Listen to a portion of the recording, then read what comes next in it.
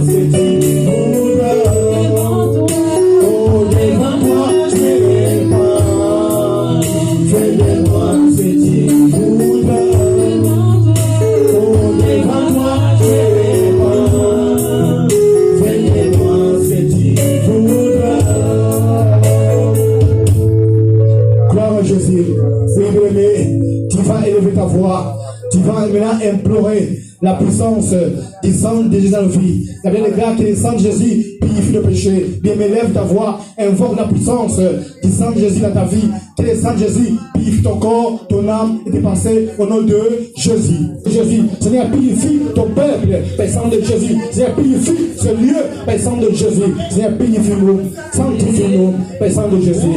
Sanctifie-nous, par le sang de Jésus. Purifie-nous, Jésus. Purifie-nous, sanctifie-nous, par le sang de Jésus.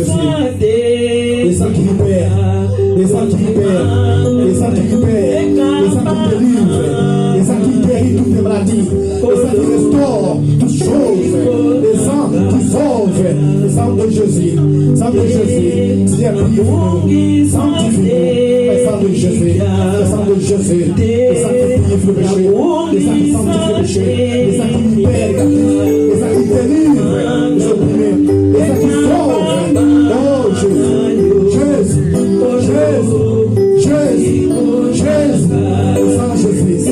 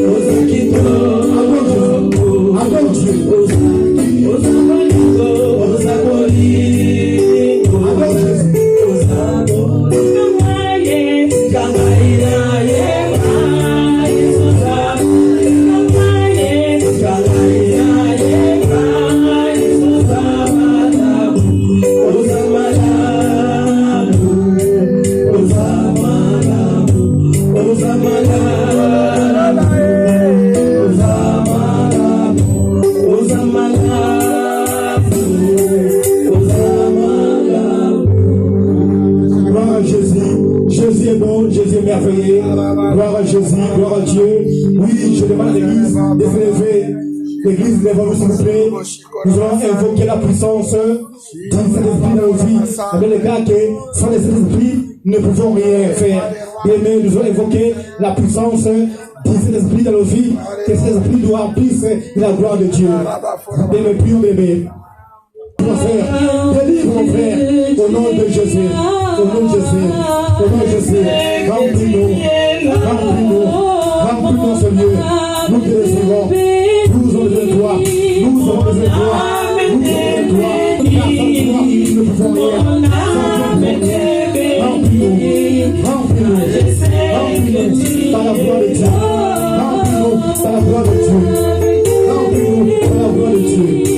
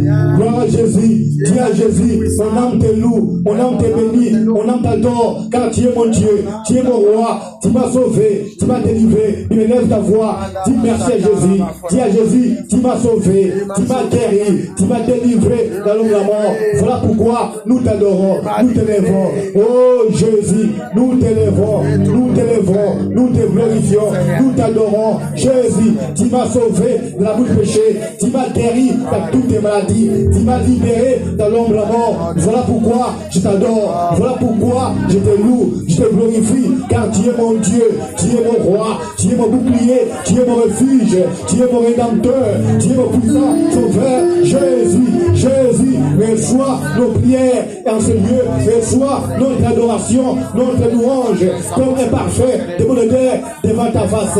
Jésus, tu m'as sauvé, tu m'as guéri, tu m'as lavé par les sang de Jésus, tu m'as délivré dans l'ombre de la mort. Voilà pourquoi nous t'adorons, nous te glorifions, nous te célébrons, car tu es notre Dieu, tu es notre Seigneur et Sauveur. Jésus, merci, tu es notre Seigneur et Sauveur, tu es notre bouclier, tu es notre rédempteur, tu es notre restaurateur.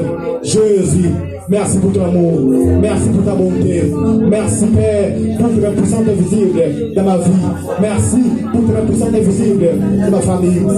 Gloire à Dieu, gloire à Jésus, gloire à Jésus, gloire à Jésus, gloire à Jésus. Jésus, merci. Merci pour ton amour infini dans ma vie. Merci pour ton amour infini dans ma famille. Dans la vie de ma soeur et dans la vie de mon frère. Jésus, nous t'adorons. Nous t'adorons, nous te glorifions. Nous t'élèvons. Gloire à Jésus. Gloire à la nuit immolée. Gloire à la nuit immolée. Gloire au roi des rois. Gloire au Seigneur. Gloire à Mani caché. Gloire à Pierre Angulaire. Gloire à celui qui était Pierre. Gloire à Jésus-Christ. Gloire à Jésus-Christ. Gloire à Jésus-Christ. Gloire au lieu des tribus de Juda. Gloire au lieu des tribus de Juda. Gloire à notre Dieu. Gloire à mon Sauveur et à mon Seigneur. Jésus, gloire à Dieu. Gloire à Jésus. Gloire à Jésus. Nous t'adorons. Nous t'adorons, Seigneur. Nous te louons, Seigneur. Nous te célébrons. Oh Jésus, tu mérites d'être adoré, d'être glorifié, d'être célébré. Gloire à Jésus. Gloire à Jésus. Gloire à Dieu. Gloire à Dieu. Oui, bien-aimés, nous sommes sauvés pour adorer Jésus. Nous allons adorer Jésus par ces cantiques d'adoration. Gloire à Jésus. Gloire à Jésus. Sois concentré, bien-aimé. Sois concentré. Je vais exprimer gloire à Dieu. Mon désir. Nous allons adorer Jésus par ces cantiques d'adoration. Jésus mérite notre adoration de louange. Jésus. Adore Jésus par ses cantiques d'adoration. Jésus. Mon désir. Sois concentré la prière. Sois concentré. Adore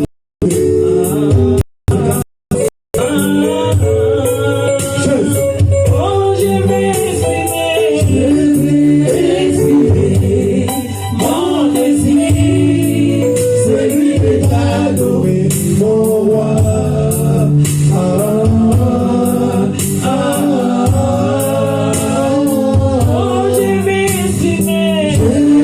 exprimer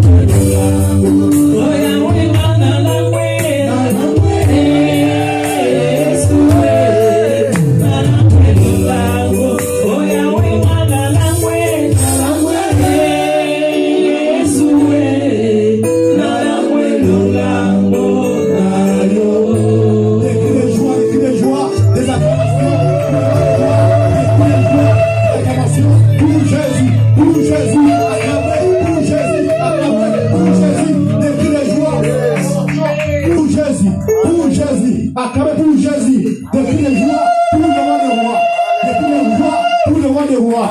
Jésus est vivant, Jésus est vivant, Jésus est glorieux, Jésus est notre Dieu, Jésus est notre Seigneur et Sauveur, Jésus est notre délivrance, notre restaurateur, notre salut. Jésus est vivant, Jésus est ici dans ce lieu. Adorez Jésus, gloire à Jésus, Jésus, gloire à toi. Gloire à toi, Jésus. Alléluia. Amen. Alléluia.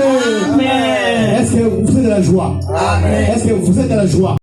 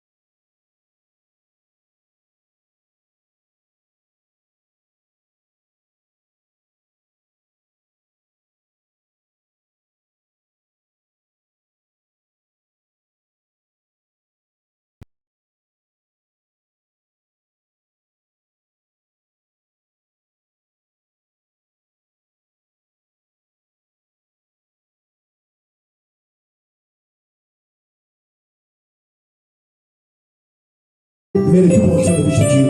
Père, parle-nous à travers ta parole, que ta parole nous libère, nous délivre au nom de Jésus. Seigneur, nous avons besoin de la parole de Dieu, car la parole de Dieu donne la vie à notre âme.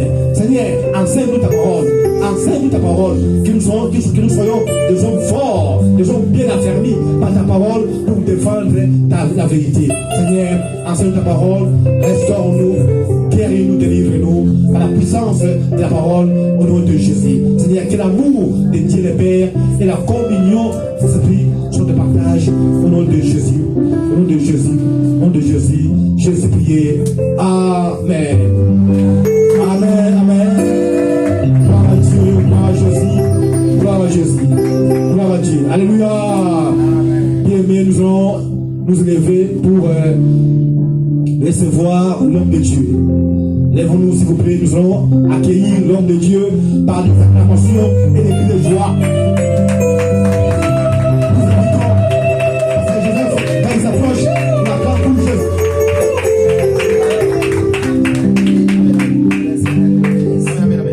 Gloire au Seigneur, gloire à Jésus. Amen. Alléluia. Amen. Alléluia. Amen. Est-ce que vous êtes dans la joie? Amen. Ensemble, nous sommes dans la joie. Amen. Manifestez cette joie, manifestez. Gloire à Jésus.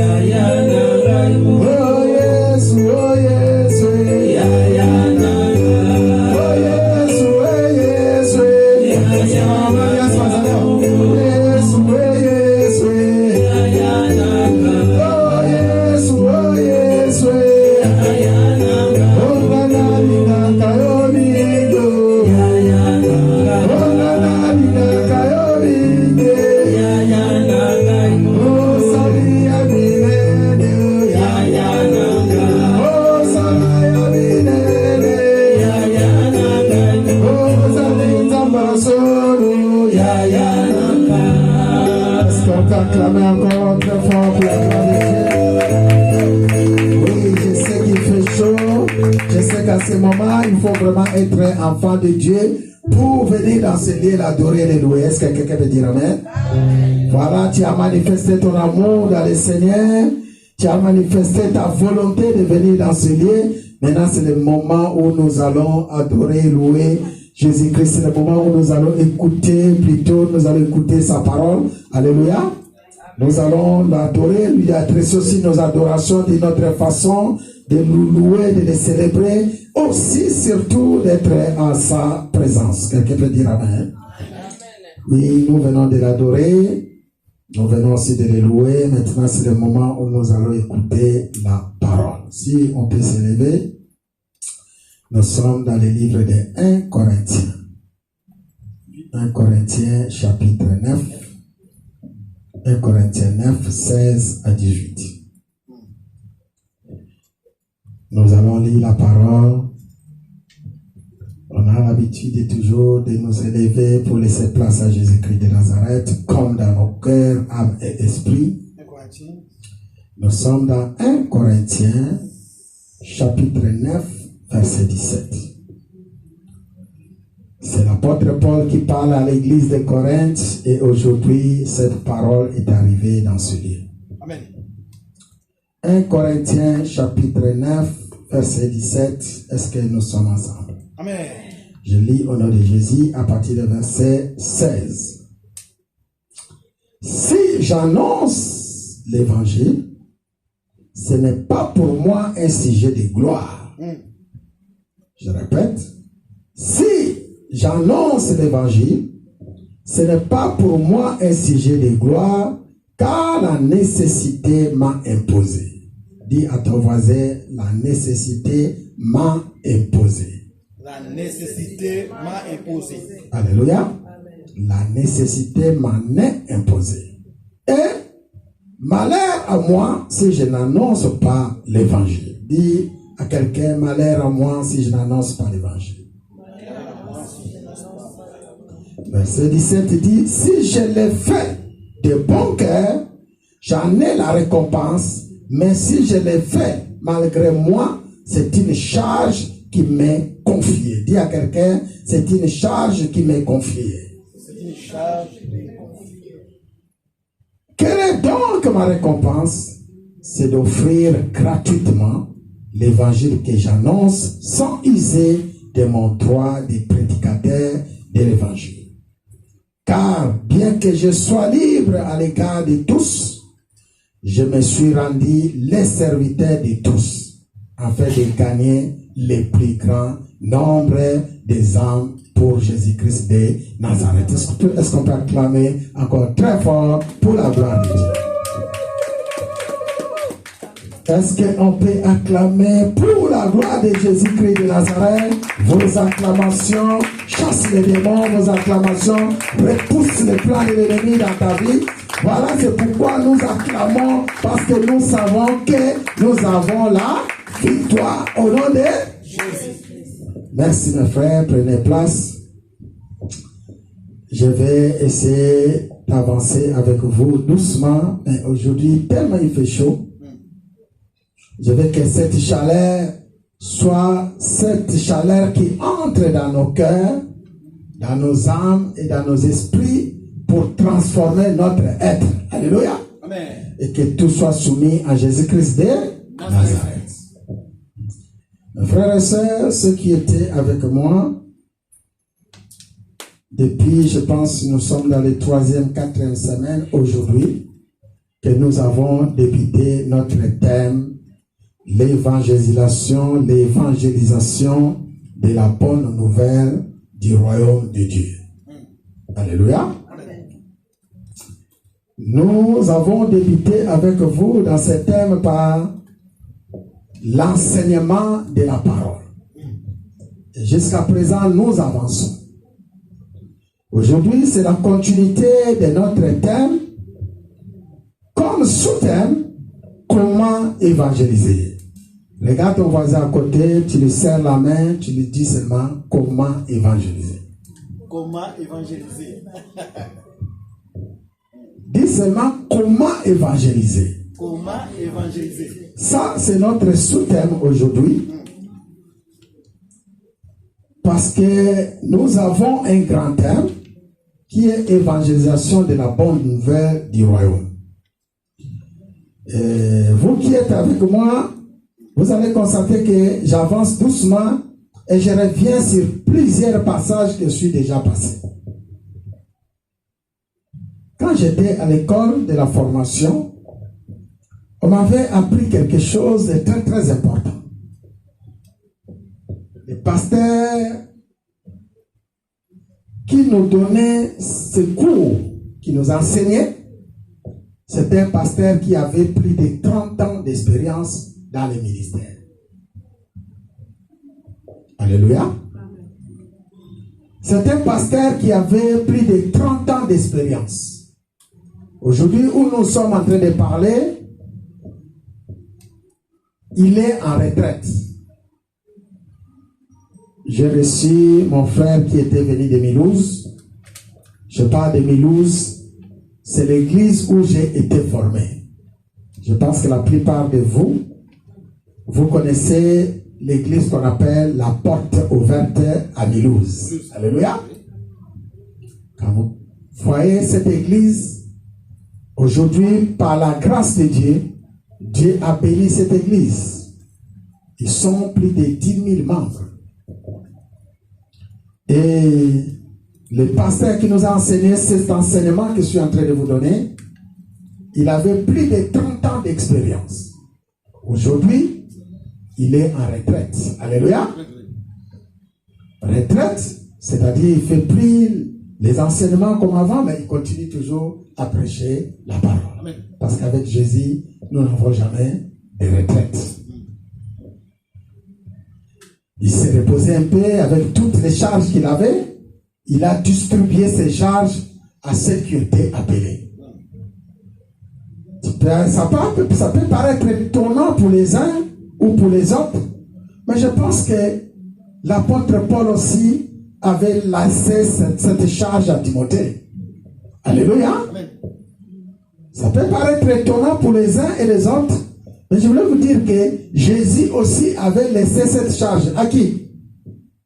Aux disciples et les apôtres. Alléluia. Il y a un certain moment, il arrive que nous aussi, nous pouvons confier la charge que nous avons auprès des hommes qui sont appelés dans le ministère de l'évangélisation ou au service de Jésus-Christ de Nazareth. C'est ce qui se passe aujourd'hui. Vous allez constater que lorsque j'enseigne, après je reviens sur ce que j'ai enseigné. Mais qu'est-ce que ce professeur m'a appris? Il m'a appris que la répétition des choses tire attention à beaucoup de gens et les gens prennent les choses au sérieux. Alléluia. Comprenez que lorsqu'une personne vous parle tous les jours la même chose, à un certain moment, même si il ne voulait pas te parler de cette chose-là, le jour où vous vous rencontrez, dans ton cœur, dans ton passé, il t'a impacté. Il va dire, lui, quand on se rencontre, il va me parler toujours de la même chose. Oui. Alléluia. Ça vous est déjà arrivé? Oui. Il va toujours me parler de la même chose. Même si, dans son cœur, il n'avait pas la pensée de te parler ce qu'il t'avait déjà parlé. Alléluia. La répétition d'une chose, c'est une bonne chose. Parce que ça tire attention à la personne. Même si tu avais oublié, mais ça revient toujours dans les pensées. La répétition d'une chose, c'est une bonne chose. Quelqu'un peut dire amen. Je parlais de l'évangélisation de la bonne nouvelle. Dans ce message, j'ai dit que quand nous parlons de l'évangélisation, c'est un thème très très profond. On peut en parler même toute l'année. L'évangélisation, il s'agit de l'enseignement de la parole de Dieu. Et que dans l'enseignement, on avait dit, c'est quoi cet enseignement? L'enseignement de la parole ou être enseigné, c'est se laisser apprendre, se laisser transformer par la parole. Et se laisser conduire par le Saint-Esprit de Dieu pour acquérir une connaissance exacte. Pour acquérir une connaissance exacte. Cette connaissance exacte, nous l'appelons la vérité. Alléluia. Comme dans Jean chapitre 8, verset 32, la Bible dit, vous connaîtrez la vérité et la vérité vous affranchira. Alléluia. Vous connaîtrez la vérité et la vérité vous affranchira. C'est-à-dire, la vérité ne reste jamais inébranlable. Quelqu'un peut dire amen? La vérité reste toujours vérité. La vérité reste toujours vérité. On a défini l'évangile, c'est l'action d'annoncer la bonne nouvelle du royaume de Dieu. On avait dit et posé la question, mais c'est quoi cette bonne nouvelle? On nous parle toujours de l'évangélisation, c'est la bonne nouvelle. On avait dit aussi que la bonne nouvelle, il y en a beaucoup. Pour quelqu'un qui a un nouveau travail, c'est une bonne nouvelle. Une femme qui vient d'enfanter, c'est une bonne nouvelle. Il y a plein de bonnes nouvelles. Mais lorsqu'on parle de l'évangile qui est la bonne nouvelle du royaume, mais c'est quoi cette bonne nouvelle venant du royaume? On avait dit, Jésus-Christ a apporté au monde la bonne nouvelle de l'amour de Dieu. Quelle est cette bonne nouvelle? Offrant la grâce à tout pécheur qui ont fait la repentance de foi. ce que nous appelons la nouvelle naissance. Et qui croient à la parole pour obtenir leur salut et la vie éternelle. La Bible dit, Dieu a tant aimé le monde, il a envoyé son Fils unique, afin que quiconque croit à lui ait la vie éternelle. Est-ce qu'on peut acclamer pour la gloire de Dieu? Amen. Ça, c'est la bonne nouvelle. La bonne nouvelle, il s'agit d'une personne. Cette personne, c'est Jésus-Christ de Nazareth. Alléluia. La bonne nouvelle, c'est ce que Jésus nous a apporté comme salut. À quiconque, lorsqu'on parle de quiconque, on ne regarde pas l'âge. C'est-à-dire du petit enfant jusqu'au grand. Alléluia. Comme on dit toujours chez Jésus-Christ, lorsque tu viens auprès de lui, il n'y a pas de retard.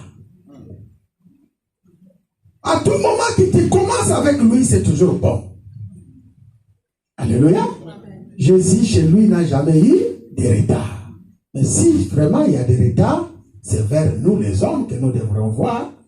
Aussi, lorsque tu commences à approcher Jésus, à connaître Jésus, à voir ce que Jésus fait dans ta vie, tu commences à dire, non, j'ai passé beaucoup de temps là où j'étais avant. Quelqu'un peut dire Amen? Parce que tu as découvert quelque chose. Peut-être depuis que tu es né, aujourd'hui tu as 20 ans, 30 ans, 40 ans, 50, voire plus, tu n'as jamais vécu ça. C'est ça Jésus-Christ de Nazareth. Mais là où tu as commencé, où tu as démarré avec Jésus, c'est une bonne nouvelle. Et Jésus commence à restaurer ce que nous appelons ta vie. Alléluia. D'accorder le salut qu'il t'a donné. L'évangélisation est notre mission. Pour toute personne. Je vous avais donné des versets de base en disant que chacun de nous qui reçoit Jésus-Christ de Nazareth comme Seigneur et Sauveur, dès les premiers jours, commence sa mission avec Jésus. Alléluia. Dès les premiers jours qu'on t'a prêché Jésus et que tu l'as accepté dans ton cœur comme Seigneur et Sauveur, la mission commence. Mais ce qui est trop dangereux, beaucoup ignorent.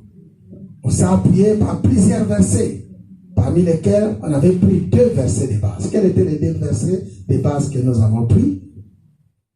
C'était Acte 1 et Marc 16. Alléluia.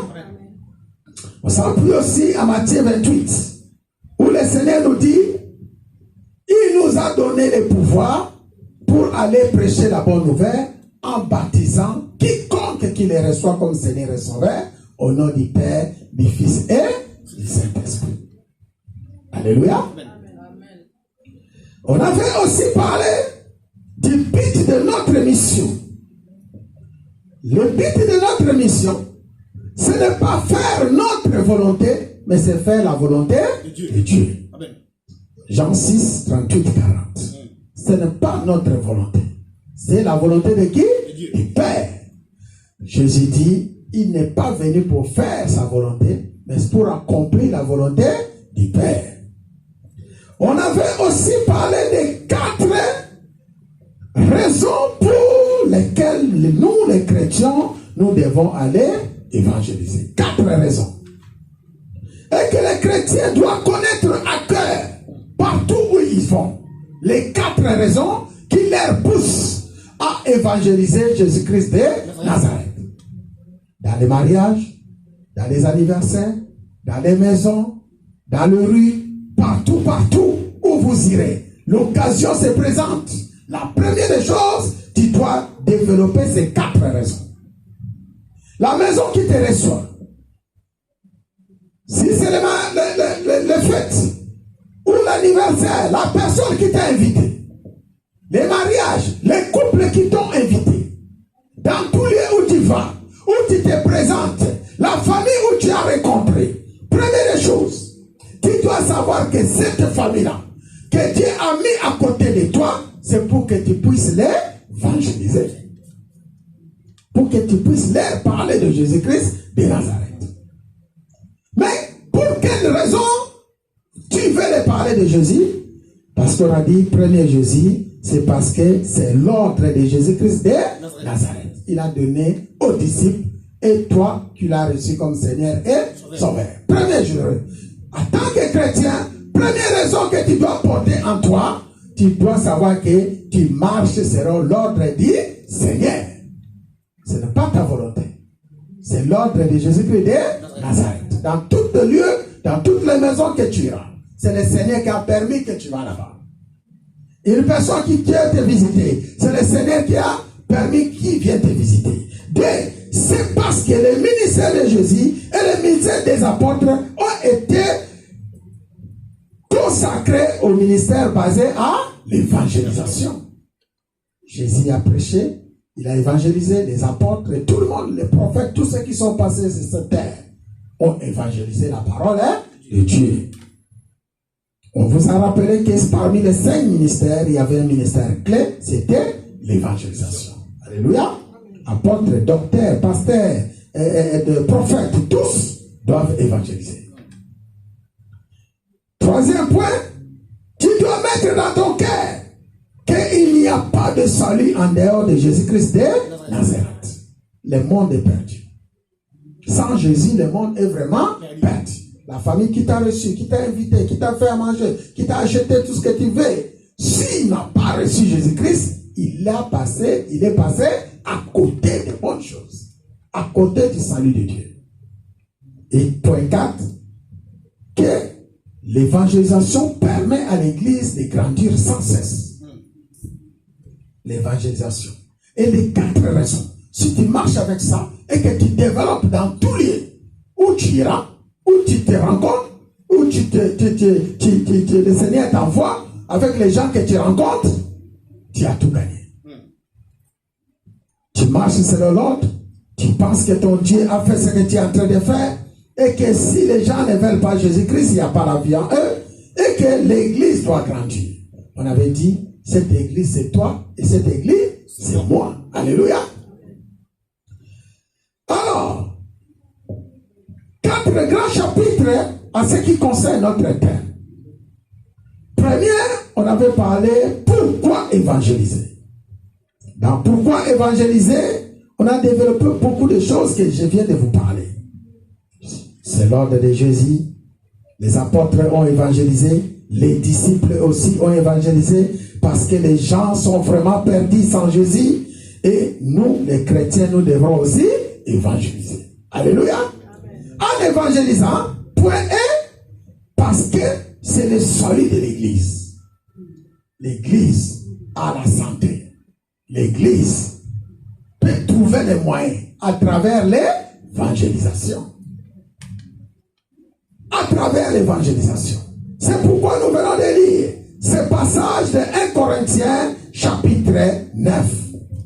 L'apôtre Paul a compris que l'évangélisation, pour lui, ce n'était pas. Alléluia.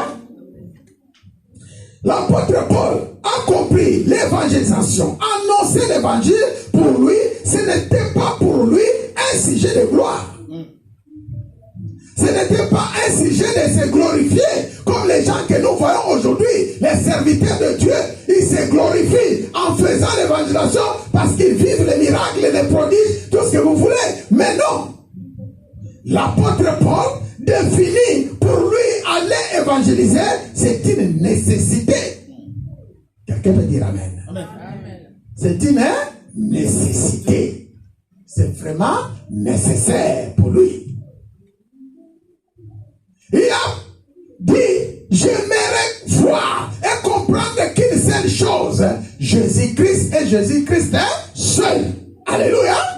C'est ça la nécessité. Sa connaissance, son intelligence, sa sagesse, son emploi du temps, tout ce qu'il faisait, il les mettait au service de qui? De Jésus-Christ. Est-ce qu'il y a quelqu'un qui peut entrer dans la pensée de notre apôtre aujourd'hui, dans cette salle?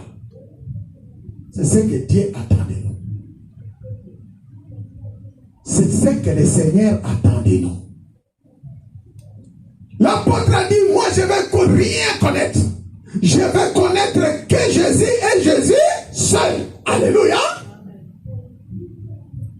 De Définissons cette phrase de l'apôtre quand il est à Paris, devant les hommes comme Pierre, comme Jacques, tous ceux qui ont mangé, ont bu avec Jésus.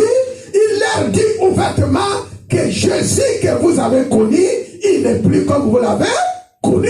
Alléluia. Parce que sa connaissance dépassait même ceux qui ont bu et mangé avec Jésus. Il leur dit ouvertement, le Jésus-Christ avec qui vous avez mangé et bu, il n'est plus Jésus. Aujourd'hui, il est Jésus-Christ de Nazareth. Acclamez pour la gloire de Dieu. Apôtre Paul, apôtre Jean, apôtre Pierre, apôtre Jacques, lorsqu'ils ont entendu apôtre Paul, ils ont dit, waouh, maintenant c'est comme ça l'histoire. Ils étaient étonnés. Quelqu'un qui n'a pas mangé avec Jésus, quelqu'un qui n'a pas bu avec Jésus, il vient l'apprendre Jésus. Alléluia. C'est comme si quelqu'un, au Botamina papa, au Colinaïe, tu es grandi avec ton papa, avec ta maman, mais c'est quelqu'un de dehors qui vient t'apprendre qui est ton père et qui est ta mère. C'est étonnant. Alléluia. C'est ce qui s'est passé.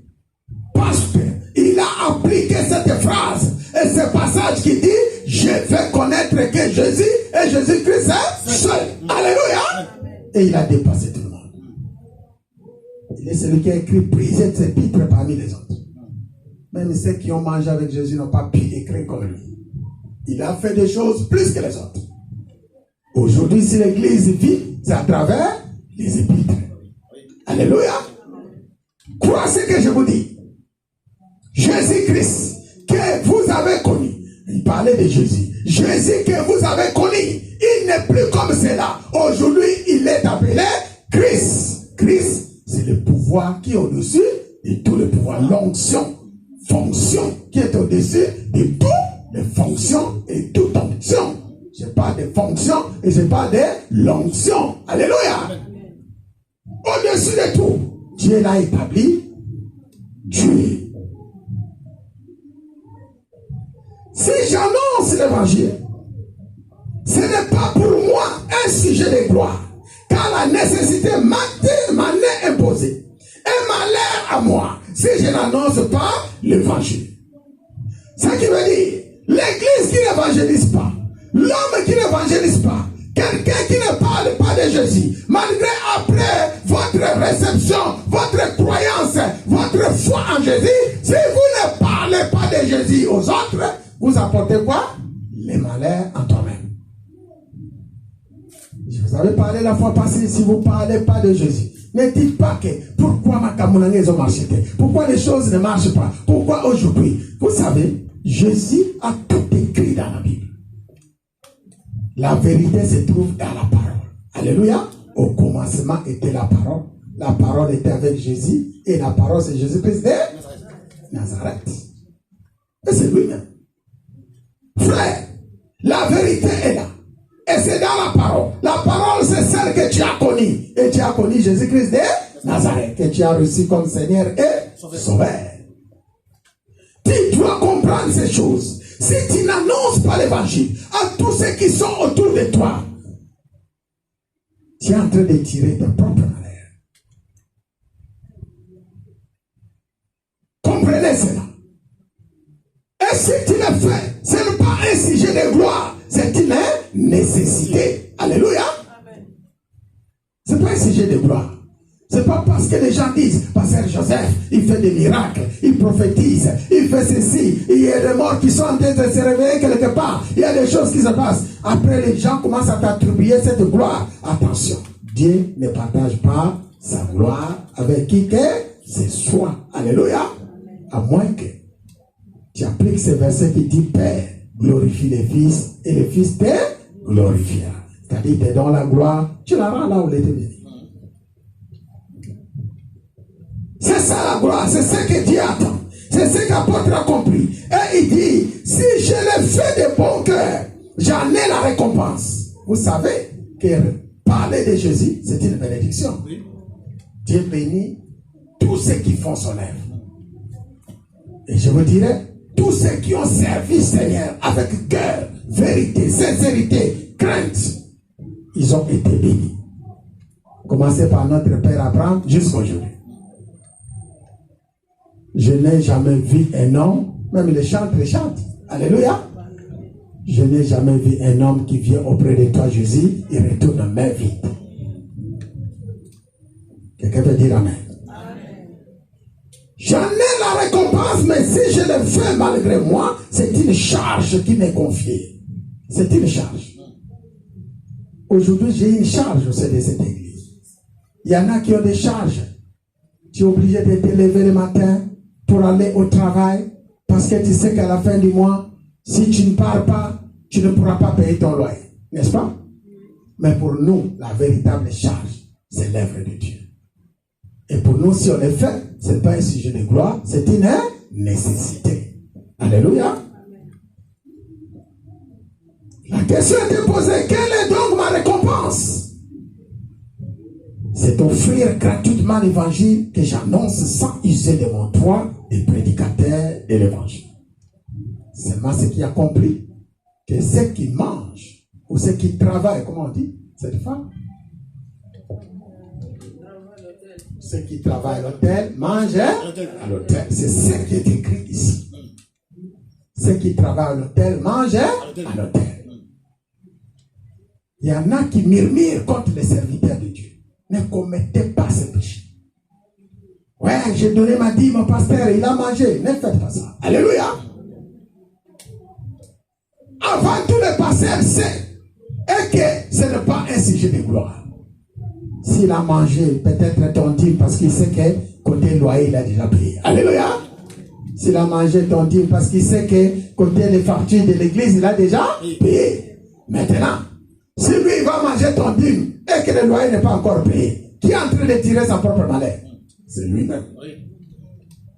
Vrai ou faux? Alléluia. Parce que l'argent, les fidèles qui t'ont donné, tu as payé au lieu de payer, par exemple, de payer la facture, de payer les gaz, de payer tout ce qui constitue l'œuvre de Dieu, la salle. Toi, tu parles pour acheter un gros 4x4 pour rouler avec ça. Tant qu'on va courir 4 ans, il va tout mener. Bon, on faut qu'il n'ait ni le courant, exact. Musique moyen bêta, pour ma 4 courant. Et comprenez les choses. Mais, ce n'est pas un sujet que les hommes de Dieu, les fidèles de l'église, commencent à parler mal du pasteur. Parce que si tu as donné, comme on dit toujours, tu l'as donné avec cœur, comme dit l'apôtre ici. Il dit, quelle est donc ma récompense? C'est d'offrir gratuitement l'évangile que j'annonce sans user de mon droit de prédicateur de l'évangile. Alléluia. Et c'est parce qu'il dit, si je le fais de bon cœur, verset 17, j'en ai la récompense. Alléluia. Toutes choses que nous devons faire, nous devons le faire de bon cœur. De bon cœur. Ce n'est pas qu'on va te pousser. Ce n'est pas qu'on va te forcer. Je vois ici des frères et sœurs, même pour évangéliser, on est obligé de te forcer. Non, on n'a pas besoin de te forcer. Tu as capté, tu as reçu, tu as compris. Maintenant, tu vas exercer. Alléluia. Tu vas exercer. Et gratuitement. Car bien que je sois libre à l'égard de tous, je me suis rendu le serviteur de tous. Quelqu'un peut dire Amen. L'apôtre Paul est libre à l'égard de tous. Ce passage veut dire, il représente Dieu, l'apôtre. Quelqu'un veut dire Amen. C'est-à-dire, quand il vient auprès de toi, il peut faire ce qu'il a envie de faire. Librement. On peut aller dans le côté positif, comme on peut aller aussi dans le côté négatif. Alléluia. Il est sacrificateur. Il est juge. Il est libre. Mais, par l'amour de Dieu, il est là pour t'apporter de bonnes nouvelles. Il peut venir te bénir. Il est libre. Mais sans user son droit. Alléluia. Sans user son droit, c'est-à-dire, il ne peut pas bafouer son droit. Parce que son premier problème, ce n'est pas avec toi. Avec qui? Avec Dieu. Avec Dieu qui va rendre compte. Quelqu'un peut dire Amen. C'est comme ça que nous devons comprendre ce qui est le mystère de l'évangile. Ce qui est les choses de Dieu. Car bien que je sois libre à l'égard de tous, je me suis rendu le serviteur de tous, sans exception. C'est-à-dire, il est le serviteur de tous. Qui dit serviteur, il est au service de tous. Alléluia. Il est au service de tout le monde. Non seulement de l'église. Parce qu'il y en a qui disaient, si toute l'église de Corinthe, il y avait plein de problèmes. C'est notre apôtre, c'est notre serviteur, c'est notre Dieu. Mais lui, il est en train de définir, il n'est pas seulement leur pasteur seul. Il est le pasteur de tout le monde. Les païens comme les chrétiens. Alléluia. Il apporte son service à tout le monde. Qui reçoit Jésus-Christ comme Seigneur et ce que je prie est que vous soyez aussi au service de tout le monde. Comme l'apôtre. Soyez au service de tout le monde. Vous entendez parler de quelqu'un qui est à l'hôpital. Vous entendez parler de quelqu'un qui est en difficulté. Vous entendez parler de quelqu'un qui a des problèmes. Soyez libre et au service de tout le monde. Alléluia. Et faites l'œuvre de Dieu. Allez prêcher l'évangile. Et Jésus-Christ est avec toi. Et je me suis rendu le serviteur de tous afin de gagner les plus grands nombres. Pourquoi il parle ici des serviteurs de tous? Afin de gagner les plus grands nombres. Apôtre Paul était quelqu'un de très intelligent. Apôtre était quelqu'un de très très intelligent.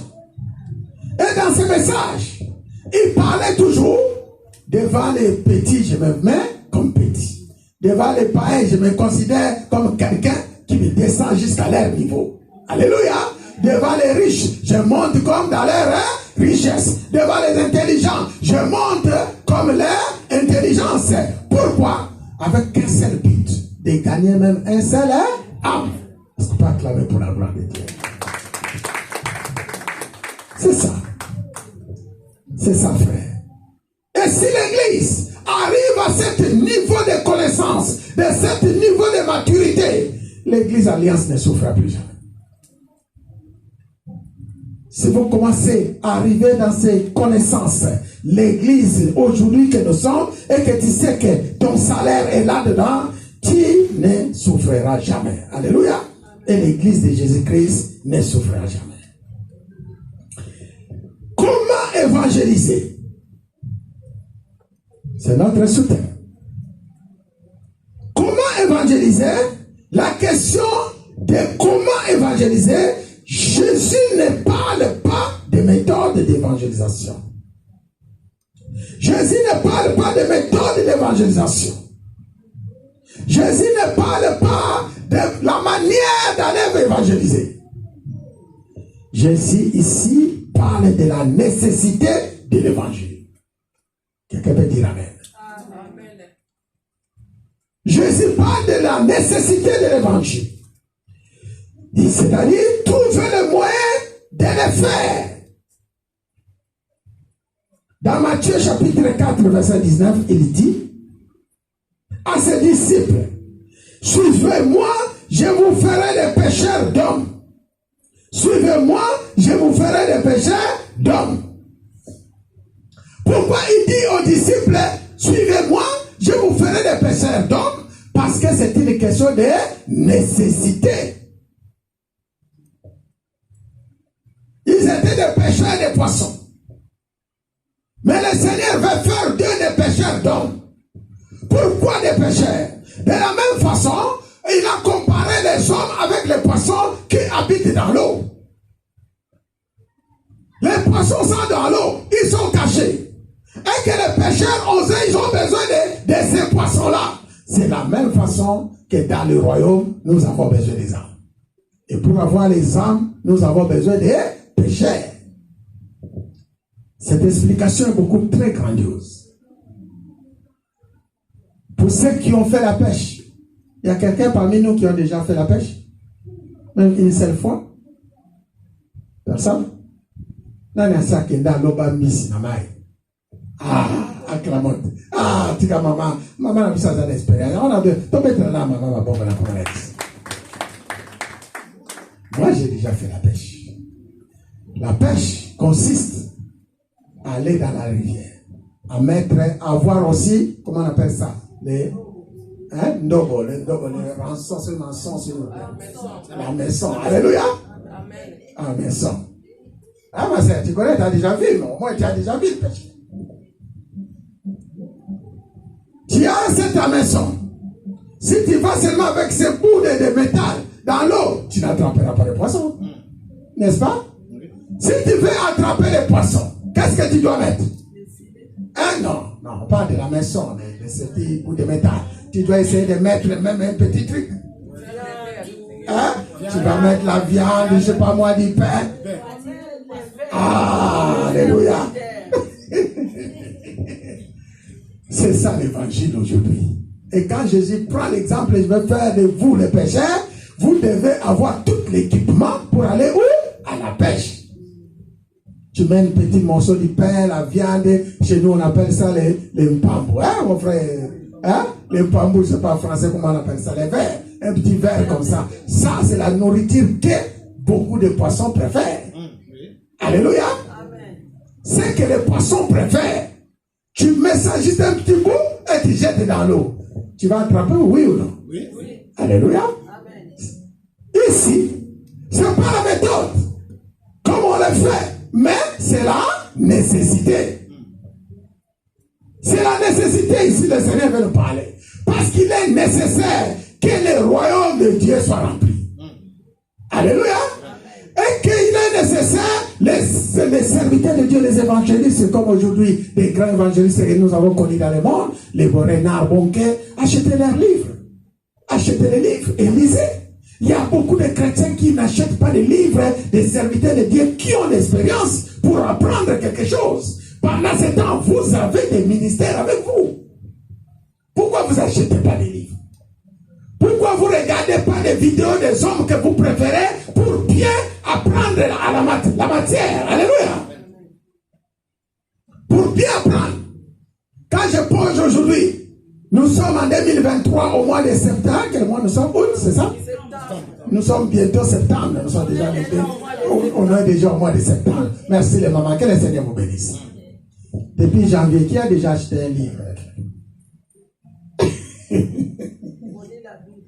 Gloire à Dieu. Qui a déjà lu à quel niveau vous êtes dans votre Bible depuis janvier? Église Alliance. Alléluia. Ah, que le Seigneur te bénisse, ma sœur.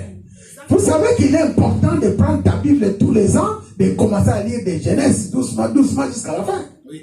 Alors, une autre question, qui a déjà lu sa Bible en entier ici? Banda au soir baptême, tu les Bible, non, c'est ça. Hein?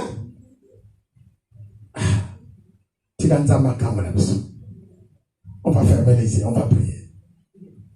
Dis, Seigneur Jésus-Christ, fais-moi grâce de lire ce qui est ton testament. Du début jusqu'à la fin. Accorde-moi cette soif. Et que je vais entendre maintenant. L'année prochaine, parmi nous, tous on a lu les livres, ce qui est la Bible. Du début Genèse jusqu'à Apocalypse. Donne-nous cette soif. Accorde-nous cette connaissance. Montre-nous ta vérité. Seigneur, agis. Nous t'implorons, nous te supplions. Au nom de Jésus, ainsi nous avons prié. Amen. Amen. Frère, lis ta Bible. La Bible, c'est un testament. C'est étonnant de voir qu'on t'a laissé le testament. Tu n'as jamais lu ton testament. Le testament, vous connaissez c'est quoi? C'est la richesse que le Père nous a laissée. N'est-ce pas? C'est bien de venir. Au sein de l'église, trouver les hommes qui poussent les gens à lire la Bible. Commencer les études bibliques depuis Genèse jusqu'à Apocalypse. Et aussi à lire les expériences des hommes de Dieu. Par exemple, la Bible elle est grande. Quand tu lis les livres, par exemple, de Renard Bonquet, il va te parler que de l'évangélisation. Et là-bas, tu vas découvrir beaucoup de choses qui sont dans la Bible que tu n'as jamais connues. Quelqu'un veut dire Amen. Des livres de guérison, de miracles. Tu lis la Bible et tu ne comprends rien. Mais des fois, tu lis seulement les livres de guérison d'un serviteur de Dieu que le Seigneur a opéré avec lui. Tu vas découvrir des choses dans la Bible que tu n'as jamais connues. Tu j'achète les livres des prophètes qui ont écrit. Tu vas lire la Bible de Genèse jusqu'à Apocalypse, c'est bien. Mais lorsque tu lis les livres que les prophètes ont écrits, tu découvres que vraiment dans la Bible, il y a eu des choses que j'ai loupées. Alléluia. C'est comme ça. Et chacun avec son ministère, et le Seigneur lui donne la clé de son ministère. C'est le développement. Comment évangéliser? Ce n'est pas question, comme je viens de vous dire, de la méthode ou quoi que ce soit, mais c'est une question de nécessité. Suivez-moi, je ferai de vous des pécheurs, donc c'est une question de nécessité, avoir en soi les bons arguments pour convaincre. Alléluia. De la même façon, tu mets les bambous, comme on a dit tout à l'heure, les petits miettes pour attraper les poissons. Il faut avoir des bons arguments pour aller évangéliser. Les 3 arguments qu'il faut saisir avant d'aller évangéliser. Quels sont les 3 arguments pour un chrétien qui veut aller évangéliser? Les 3 arguments, c'est ce que nous allons voir aujourd'hui. C'est là fait dans notre chapitre 1er, comment évangéliser. Frère, tu veux aller évangéliser la parole de Dieu. Premier argument, savoir les versets à laquelle vous vous appuyez pour aller évangéliser. Ça, c'est la première des choses. Tu dois avoir un verset pour aller évangéliser. Les versets à laquelle vous allez vous appuyer. Deuxième, savoir les versets que vous allez partager avec votre interlocuteur. Tu as les versets d'appui. Et tu as les versets aussi laquelle tu vas partager avec ton interlocuteur. Celui avec qui est devant toi. Et troisième, avoir un bon témoignage édifiant. Celle d'un chrétien qui apporte fruit ou ce qui est de toi-même. C'est les 3 points pour aller évangéliser. Je dis premier, savoir les versets à laquelle vous vous appuyez. Si je pose la question à l'église, tu vas aller évangéliser. Quel est le premier verset que tu peux t'appuyer? Jean 3, 16. Ça dit quoi? Jean 3, 16, il dit quoi? Dieu a tant aimé le monde, il a donné son Fils unique, afin que quiconque croit lui ait la vie éternelle. Est-ce qu'on peut acclamer pour la gloire de Dieu? Ça peut être un verset d'appui. Tu parles annoncer l'évangile parce que tu sais qu'il s'il croit en Jésus-Christ, il sera sauvé. Alléluia. Amen. Deuxième verset, comme par hasard, que vous pouvez vous appuyer.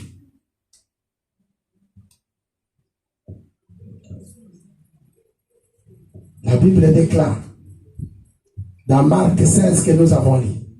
Allez partout prêcher la bonne nouvelle à toute la création. Et la Bible un peu plus bas dit, voici les miracles qui accompagneront à ceux qui auront cru. Alléluia. Amen. Il y a plein de versets d'appui que tu peux t'appuyer pour aller prêcher la bonne nouvelle.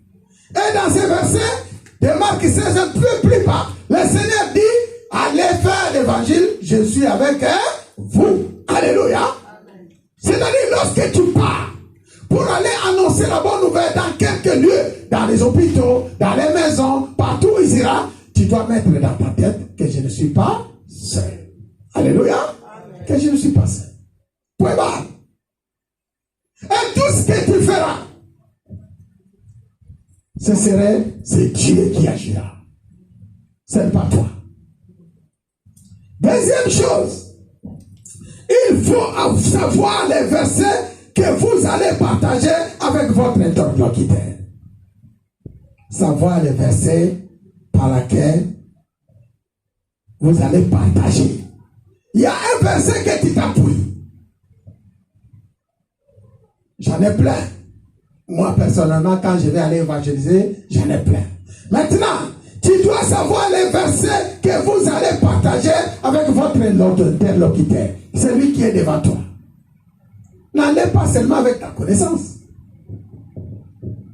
C'est la raison pour laquelle, si tu vas aller évangéliser, tu dois préparer et demander à Dieu, qu'est-ce que je vais parler avec la personne qui sera devant moi. Alléluia. Et Dieu qui est avec toi va t'inspirer un verset. Et le verset que Dieu va t'inspirer, ce verset-là concerne la personne qui sera devant toi. Un jour, j'étais parti évangéliser une servante. Quand j'ai parlé à la servante, le Seigneur m'a mis à cœur Jean 10. Elle dit, quand tu arriveras devant chez lui ou devant chez elle, tu lui prêches la parole et tu lui donnes Jean 10. Tu partages avec lui Jean 10. Après que j'ai donné Jean 10, j'ai vu la personne se sauter devant moi. Comme s'il s'est réveillé la personne. Et j'ai commencé à lire Jean 10. Quand j'ai fini de faire ma lecture, elle m'a stoppé. Elle a dit, pasteur, stoppe un peu. Elle a dit, mais c'est bizarre ce que je suis en train de vivre. Je lui ai demandé, qu'est-ce qui se passe? Elle m'a dit, pasteur, moi j'habite en Hollande. Avec toi, on ne se connaît pas. Ce verset que tu es en train de lire, moi-même, je ne t'ai pas donné. Mais ce qui est bizarre, un jour, j'étais parti dans une église en Hollande. Arrêtez de dormir, réveillez-vous. Un prophète qui était venu, parmi les milliers de personnes qui étaient là, il m'a pointé. Après avoir me pointé, il a écrit sur une feuille. Après avoir écrit sur la feuille, il m'a donné la main, et il m'a serré la main, il a prié, il m'a donné, il a dit, va lire ce verset, c'est pour toi. J'arrivais à la maison, après avoir lu le verset, c'était Jean 10. Je suis parti visiter une de mes copines en Belgique, à Bruxelles. C'était le dimanche, je pars dans une église. Après, le pasteur me convoque dans son bureau. Quand il a commencé à me prêcher, il me prêche sur Jean 10. Mais pasteur, je ne te connais pas. Je suis venu en vacances ici en France. Et pendant qu'on priait, tu as dit à la fin que je ne parle pas, que je parle avec, je t'invite pour qu'on puisse se partager. Et le verset que tu es en train de sortir pour me donner, c'est Jean 10. Allez, pasteur, je vais comprendre ce verset, c'est quoi? Nous allons lire ensemble les versets que nous allons partager. Jean 10. Dans Jean 10, la Bible parle, c'est Jésus qui parle. L'histoire des brebis. Vous connaissez cela. Le voleur ne vient que pour dérober, égorger et détruire. Et moi, je suis venu afin que les brebis aient la vie et qu'elles soient dans l'abondance. Le voleur, il vient que pour dérober, égorger et détruire. J'ai commencé à expliquer à la servante de Dieu. Dans ta vie, il y a le diable qui vient entrer dans ta vie. Lorsque tu entres dans la vie, le diable entre dans ta vie, il vient, première des choses qu'il doit faire, il va voler tout ce qui est en toi. Alléluia. Il va voler cela. Et après avoir volé, il va chercher à t'égorger. Égorger, c'est-à-dire, il va te tuer. Et après avoir te tué, il va te détruire. Détruire tout ce qui était en toi. Ça, c'est le volet. Mais, Jésus-Christ veut te dire que lui, lorsqu'il vient dans ta vie, c'est pour que tu aies la vie. Alléluia. Et la vie qu'il va te donner, cette vie doit être en abondance. C'est-à-dire, tu vas manquer de rien. Cela dit, mes frères et sœurs, tu dois faire beaucoup d'attention à ta vie. Aujourd'hui, peut-être tu es célibataire. Imaginez que tu rencontres une personne. Cette personne-là, il dit il t'aime, mais c'est un voleur. Ils viennent pour seulement voler toutes les bénédictions que Dieu a mis en toi. Après avoir pris toutes les bénédictions, il ne va pas te laisser comme ça. Il va chercher à faire quoi? Te détruire. Si il finit de te détruire, si tu avais des enfants, il va chercher à finir avec toi, avec tes enfants. C'est ça que nous appelons destruction. Tout ce que tu as bâti. C'est pourquoi le Seigneur, il veut te rappeler seulement par son amour, qui est son brebis. Et si tu vas marcher dans ses pas, il va te donner la vie, et cette vie sera en abondance. On peut acclamer pour la gloire de Dieu. Je pense que j'ai parlé à une personne.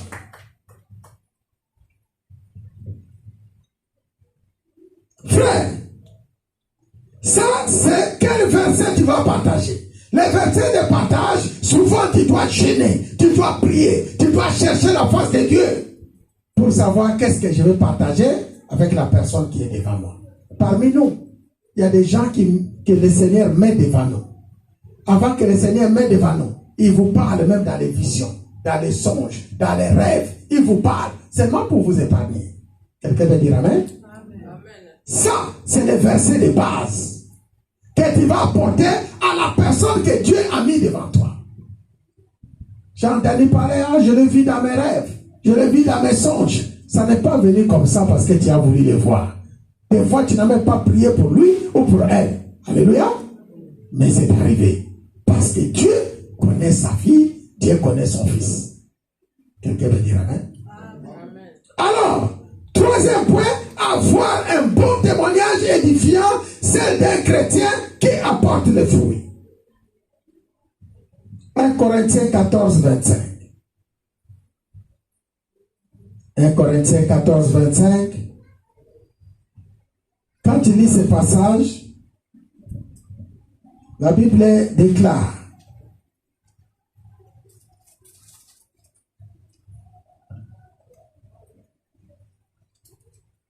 « 1 Corinthiens 14, 25.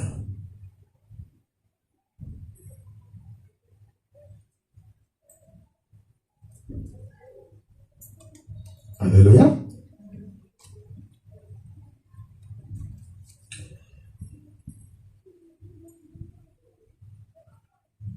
Nous sommes dans le livre de 1 Corinthiens, je ne sais pas si quelqu'un peut lire pour moi, 14, 25, 26. 1 Corinthiens 14, 26. Pour d'autres versions. Que faire donc, frères? Lorsque vous vous rassemblez, les uns ou les autres parmi vous ont-ils un cantique, une instruction, une révélation, une langue, une interprétation, que tout se fasse pour l'édification. Quelqu'un peut dire Amen. Amen. 1 Corinthiens 14, pour les autres c'est 25, pour ma version c'est 26. Que faire donc, frères, lorsque vous vous rassemblez? Les uns ou les autres parmi vous ont-ils un cantique, une instruction, une révélation, une langue, une interprétation, que tout se fasse pour l'édification du corps de Christ. Alléluia. C'est-à-dire les témoignages, les chansons, la révélation, tout ce que nous voyons autour de nous, tous nous sert pour l'édification. C'est-à-dire ton témoignage, le témoignage des autres peut apporter beaucoup de fruits dans la vie d'une personne. C'est pourquoi je vous invite, mes frères et sœurs, à témoigner. Toujours il faut témoigner. Pour quelqu'un qui est en train d'évangéliser Jésus-Christ de Nazareth, il est bon de s'appuyer sur les témoignages. 1, 2, 3. Dans la Bible, Jésus-Christ, il avait guéri un aveugle. Peut-être la personne qui est devant toi, c'est un aveugle. Dans la Bible, Jésus-Christ, il avait sauvé une femme qui avait la perte d'enfant, des sangs qui étaient malades. Peut-être celle qui est devant toi est malade. Alléluia. Dans la Bible, Jésus-Christ avait sauvé les gens qui étaient l'homme de Gadara, qui vivait dans les cimetières, qui étaient troublés, possédés par les démons. Mais le Seigneur l'a délivré, le Seigneur l'a sauvé. Après tous ces temps, tout cela pour qu'il puisse entrer dans les plans de Dieu. Toi aussi, ma sœur, si Jésus-Christ a permis à ces hommes-là d'être sauvés, d'être guéris, à combien plus forte raison, toi qui a descendu, lui qui est descendu sur cette terre, qui est venu mourir à la croix, pour toi, il te donnera tout ce que tu as besoin. À combien plus forte raison que Jésus-Christ, qu'il est mort à la croix pour te sauver, il te donnera les mariages que tu cherches, il te donnera les travaux que tu cherches, il te donnera les papiers que tu cherches, il te donnera tout ce que tu cherches. Est-ce que Jésus peut dire non si tu le sais avec cœur? C'est la question que je pose à l'église. Si le Père a voulu sacrifier son fils à la croix, si le Père a voulu sacrifier son fils pour mourir à la mort de la honte à la croix, à combien plus forte raison ce Père, à cause de son amour, te donnera ce que tu désires.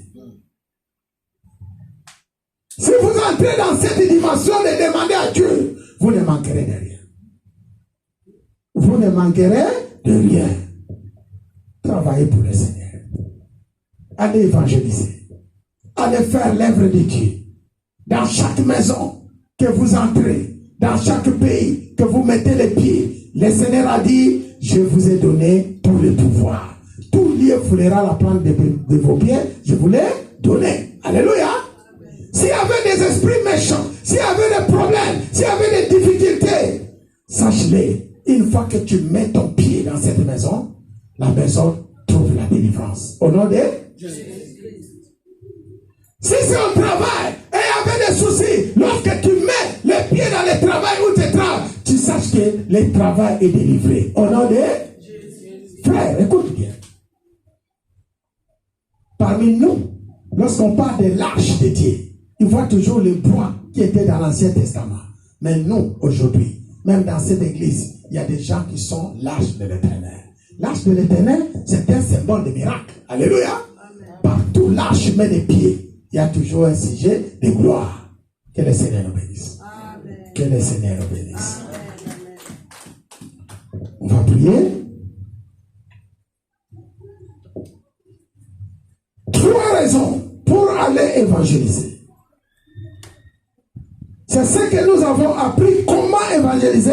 3 raisons. Savoir les versets à laquelle vous vous appuyez. Savoir les versets que vous allez partager et avoir un bon témoignage. Le Seigneur veut faire de toi son gagnant d'âme. Voire même parmi nous, il y a ceux qui ont le ministère d'évangélisation. Et aujourd'hui, tu vas prier, tu dis, Seigneur, s'il y a eu des choses qui me bloquaient, et que l'occasion ne permettait pas que j'ai évangélisé, s'il y a eu des chaînes qui me brisaient, qui me fermaient les pieds, qui m'empêchaient pour aller faire l'évangile, si il y a eu des blocages, des lourdeurs, où j'étais enfermé quelque part, tu dis seulement aujourd'hui, c'est aujourd'hui. Dis avec moi, aujourd'hui, c'est aujourd'hui. Et tu commences à prier au nom de Jésus. Excellent Père, voici le moment est venu pour que tu puisses délier ton peuple. Car la parole nous a été donnée, ce qui est lié en haut et lié en bas. Ce qui est délié en haut et délié en bas. Et je viens auprès de toi, Dieu de gloire et Dieu de grâce, pour que tu puisses me délier de toutes les chaînes de l'ennemi.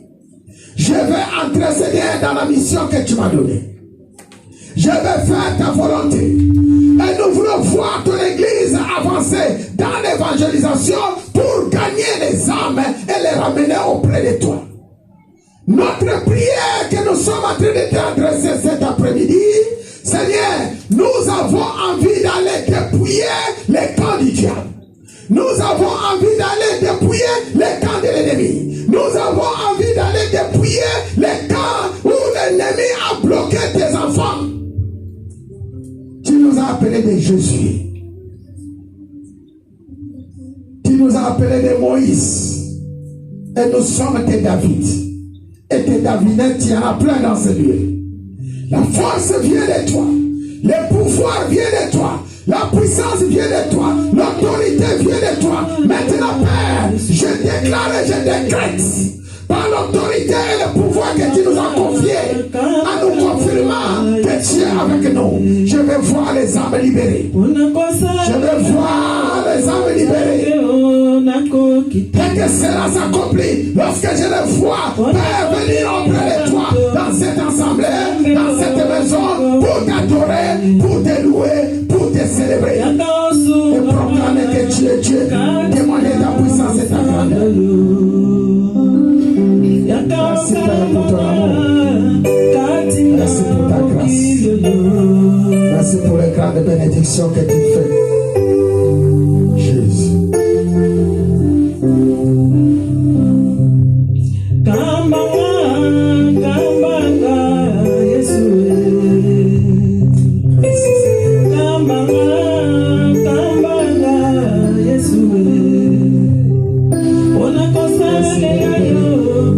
Et qu'à partir d'aujourd'hui, Père, tu brises les chaînes, tu enlèves les cailloux qu'ils ont mis sur leur dos, sur leur corps, ces gros cailloux. Tu repousses cette puissance étrangère qui poursuivait ton peuple. Tu détruis les œuvres du diable, car tu es venu pour ça. Nous voulons aller dans les 4 coins du monde prêcher ta parole. Confirme cette parole. Donne des ministères d'évangélisation à chacun. Ce dont tu as appelé pour donner. Donne les moyens. Allez, Père. Allez prêcher la bonne nouvelle. Allez prêcher la bonne nouvelle à toute la création. Les baptisants au nom du Père, du Fils et du Saint-Esprit. Les ramener en Jésus-Christ de Nazareth. Merci Père.